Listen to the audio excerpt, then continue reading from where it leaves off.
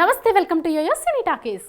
Young hero Raj Tarun Lavanya వ్యవహారం పెను తుఫానులాగా మారుతోంది. రాజ్ తరుణ్కి తీవ్రమైన చిక్కులు తప్పేలా కనిపించడం లేదు. దాదాపు దశాబ్దం పైగా వీళ్ళిద్దరూ సహజీవనం చేశారు. ఆమెతో శారీరకంగా సంబంధం ఉన్న మాట వాస్తవమే అని రాజ్ తరుణ్ కూడా మీడియా ముందు ఒప్పుకున్నాడు. అయితే కొందరి వల్ల రాజ్ తరుణ్ తనని పట్టించుకోవడం లేదని లావణ్య ఆరోపిస్తోంది. రాజ్ తరుణ్ తనకి కావాలని, ఇప్పటికీ అతడిని ప్రేమిస్తున్నానని లావణ్య మీడియా ముఖంగా బోల్డ్గా చెబుతున్నారు.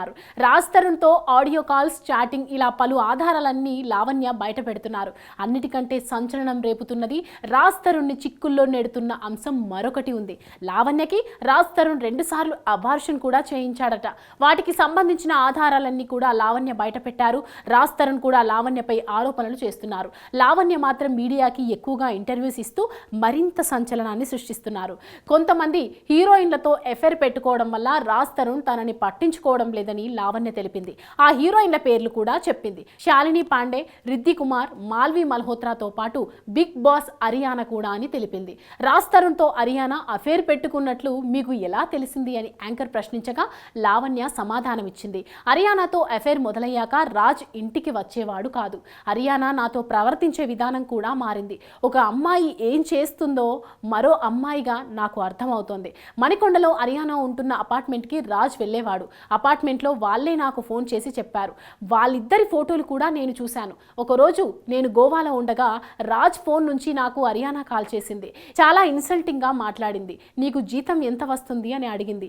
ఇదే బిగినింగ్ కదా, తక్కువ వస్తుంది అని చెప్పా. అవునా, నాకైతే రోజుకి 50,000 నుంచి 1,00,000 వరకు వస్తుంది అంటూ తక్కువ చేసి మాట్లాడింది. అప్పుడే నాకు అర్థమైంది నాకు కౌంటర్ ఇవ్వడానికి రాజ్ అరియానాని వాడుకున్నాడు అని అంటూ లావణ్య సంచలన వ్యాఖ్యలు చేసింది.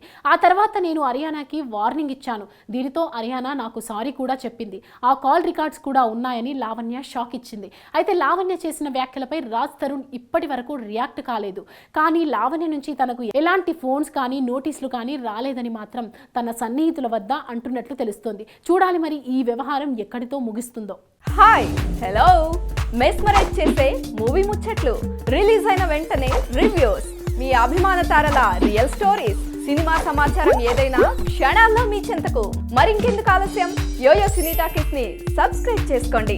హలో హలో నోటిఫికేషన్ కోసం గంట కొట్టడం అస్సలు మర్చిపోకండి.